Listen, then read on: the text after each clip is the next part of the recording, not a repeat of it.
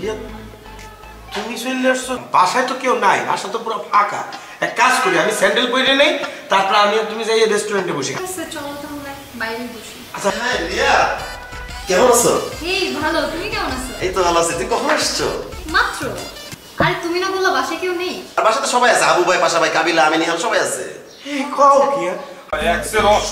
আমি রেডি হয়ে গেছি। হ্যাঁ ওই আবু বাসা ভাই আইতাছি।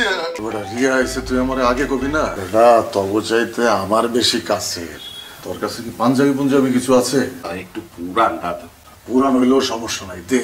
আর বাথরুমে ডিটারজেন্ট নাই, ডিটারজেন্ট দে, একটু গোসল মোসল কইরা তারপরে ওর সামনে যাই, বুঝলে? এবার তোরা না আমার লগে বেশি বেশি শুরু করছো। তুই কানতেছো কেন তাই বলে শুভ? আবেগ দেখো। বিছানা কেন মালিশ করতেছো?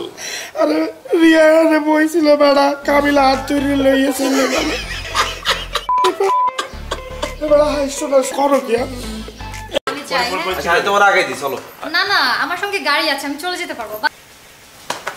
রিয়া কই? রিয়া কোথায় গেল? রিয়া কই? এই রিয়া কই কই গেছে? এরকম জামাই শিখেছি কি? ভাইয়া হিত তো চলে গেছে ভাইয়া। ওই চলে গেছে। চলে গেল কেন? আরে ভাই আপনার কথাই বললেন না, আপনার কারণে রিয়া চলে গেল।